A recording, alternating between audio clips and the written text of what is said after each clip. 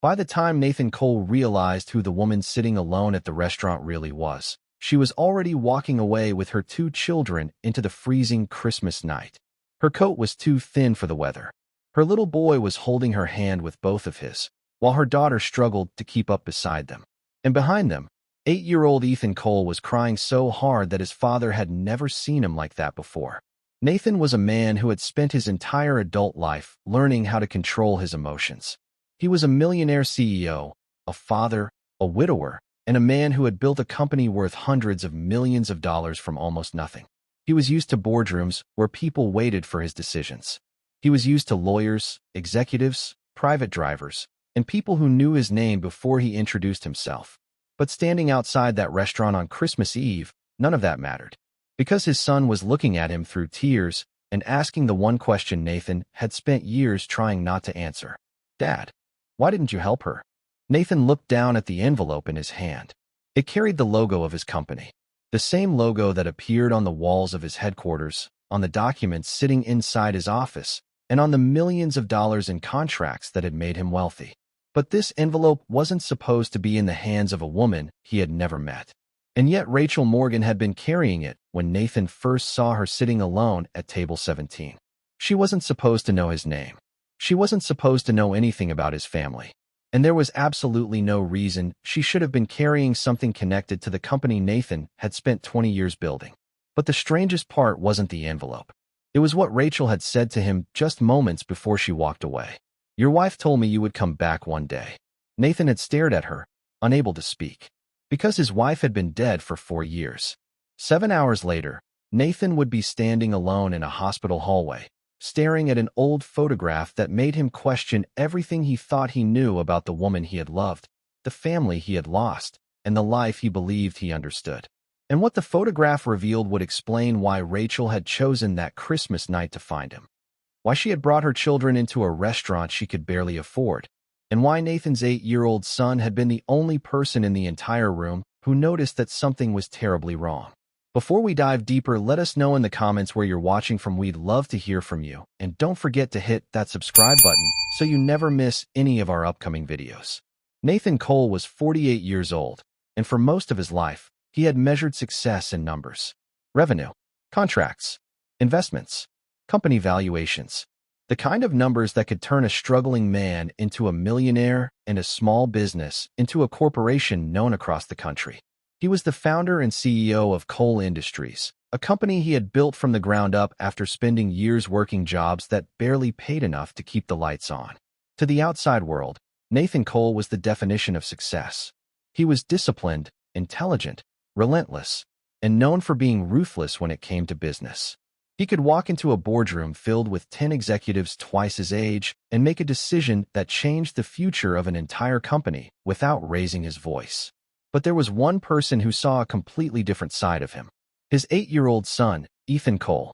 Ethan was Nathan's only child, and unlike the executives who worked for his father, Ethan wasn't impressed by expensive cars or the size of his father's office. He didn't care how many people knew Nathan Cole's name. Ethan cared about things his father often overlooked. He noticed when someone was sitting alone. He noticed when a person was pretending to be happy. He noticed when someone's voice changed because they were trying not to cry. And perhaps most importantly, Ethan noticed when someone needed help. That was something he had learned from his mother, Sarah. Nathan had lost Sarah several years earlier, and since the day she died, Christmas had never felt the same. The lights still went up. The presents still appeared beneath the tree. The expensive dinners still happened. But something essential had disappeared from Nathan's life, and he had never figured out how to replace it. Then there was Rachel Morgan, 36 years old, a single mother raising 2 children, 9-year-old Liam and 6-year-old Sophie. Rachel wasn't the kind of person who expected strangers to rescue her. She had learned a long time ago that life didn't always reward people for being good. She worked 2 jobs, one during the day and another several nights a week, trying to make sure Liam and Sophie had a roof over their heads and enough food in the refrigerator. There were weeks when she had to choose which bill could wait and which one couldn't. There were mornings when she counted the money in her wallet before deciding whether she could afford gas to get to work. And yet, somehow, she had managed to bring her children to one of the most expensive restaurants in the city on Christmas Eve. That was the first thing about Rachel Morgan that didn't make sense. Nathan had seen families like hers before.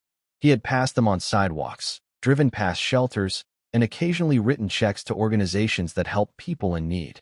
But Rachel wasn't asking anyone for help that night. She was sitting quietly at table 17, dressed in a simple coat that had clearly seen better days, while Liam and Sophie sat beside her in their best clothes.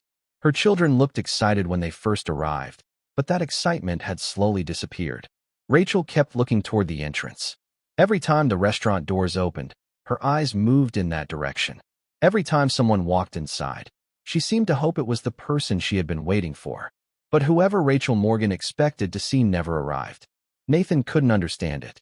Why would a struggling single mother bring her children to a restaurant where one meal could cost more than she earned in several hours? Why would she dress her children in their nicest clothes, make a reservation, and then sit there looking more frightened than excited? Who was Rachel waiting for? And why did she keep checking the time as if someone had promised to meet her there? Nathan didn't know the answers, but Ethan noticed something else. He noticed that Liam and Sophie hadn't eaten anything. Not a bite. Their mother kept telling them to be patient, promising that everything would be all right, but Ethan could see what Nathan couldn't. The children weren't waiting for dinner. They were waiting for someone who wasn't coming. To understand why Nathan Cole couldn't simply walk across that restaurant and ask Rachel Morgan what she was doing there, you first have to understand the man Nathan had become. Because from the outside, Nathan Cole had everything. He lived in a luxury home on a quiet street where the houses were separated by tall trees and long driveways. He owned expensive cars that most people only saw in magazines. He had a private office on the top floor of the Cole Industries headquarters, surrounded by glass walls that looked over the city he had spent 20 years learning how to conquer. His company had grown from a small operation into a successful corporation with hundreds of employees and millions of dollars moving through its accounts every year. Nathan could afford almost anything he wanted. If something broke, someone fixed it. If he needed to travel, someone arranged it. If he wanted a reservation, an assistant could make it. Money had removed many of life's inconveniences. But there was one thing it could never give him back. Sarah. His wife had died unexpectedly several years earlier, and the loss had changed Nathan in ways even the people closest to him didn't fully understand. Before Sarah died, Nathan had been ambitious, but he had also been present. He knew Ethan's favorite stories. He knew which food Sarah hated. He knew exactly how she took her coffee and which song she always played when she cooked dinner. After Sarah was gone, Nathan slowly began replacing those memories with work. At first, everyone understood. He needed something to occupy his mind. He needed somewhere to put his grief. The company became that place. Nathan started arriving earlier and leaving later. He answered emails at midnight. He took phone calls during family events. He spent weekends in his office telling himself that he was building a secure future for Ethan. And perhaps, in his mind, he was. Nathan believed that if he could make enough money, Ethan would never have to experience the kind of uncertainty that had haunted his own childhood. But Ethan didn't need more money. He needed his father. That was the part Nathan struggled to understand. Ethan had a beautiful bedroom filled with toys. He had the latest video games, expensive bicycles, and everything a child could reasonably ask for. But there were moments when Ethan would sit quietly at the edge of his father's office while Nathan worked, waiting for him to look up. Sometimes Ethan would ask a simple question, and Nathan would answer without taking his eyes away from the computer screen. Sometimes Ethan would tell him about something that happened at school, and Nathan would listen for a few seconds before another phone call interrupted them. Nathan wasn't a cruel father. He loved Ethan deeply. That was precisely why he worked so hard. In Nathan's mind, every long night at the office was a sacrifice he was making for his son. Every business deal was another layer of protection. Every dollar he earned was proof that Ethan would never have to worry about the things Nathan had once worried about. Nathan Cole had spent most of his adult life learning how to read people. It was one of the reasons he had become successful in business. He could sit across a table from a potential partner and tell within minutes whether they were confident, nervous, dishonest, or desperate. He had negotiated deals worth millions of dollars without allowing his emotions to influence his judgment.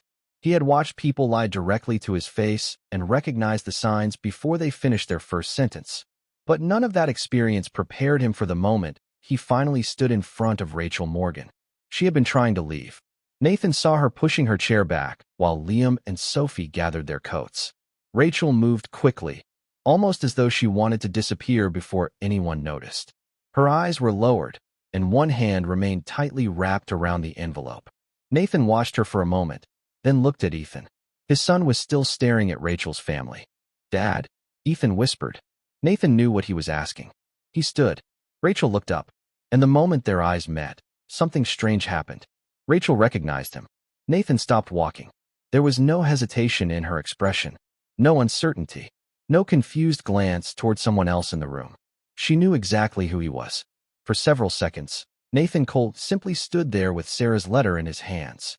He had spent 4 years believing that the story of his marriage had ended the day Sarah died. He had convinced himself that whatever they had left unfinished would remain unfinished forever. There were no more conversations to have, no more questions to ask, no more answers to discover. Sarah was gone, and Nathan had learned to live with that reality by burying himself in work and convincing himself that providing a good life for Ethan was enough. But now, on Christmas Eve, inside the restaurant Sarah had once loved, Nathan was beginning to understand that perhaps Sarah's story had never really ended. She had left pieces of herself behind in places he had never thought to look. She had left kindness in the lives of strangers. She had left memories in the hearts of people Nathan had never met. And somehow, she had left one final message for him. Nathan looked at Rachel Morgan. Then he looked at Liam and Sophie.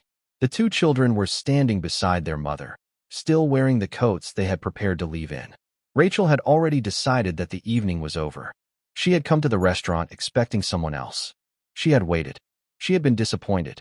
And now she had delivered the envelope Sarah had entrusted to her years earlier. As far as Rachel was concerned, her part was finished. She had kept her promise. But Nathan couldn't let her walk away. Not anymore. He looked across the restaurant at Ethan, who was still standing near their table. His son had been watching everything from the beginning. Ethan had been the first person to notice Rachel. He had been the first to notice Liam and Sophie hadn't eaten. He had been the first to ask why they were sitting alone. And now Nathan finally understood what his son had seen that he had missed. And sometimes, that is enough to change the direction of someone's entire life. The woman Nathan thought was a stranger had been carrying a piece of his past. The little boy Nathan thought was simply asking a question had unknowingly opened the door to his father's future.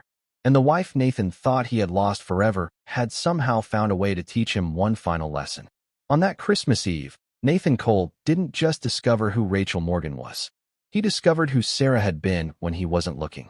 And perhaps, for the first time since Sarah's death, he discovered who he needed to become.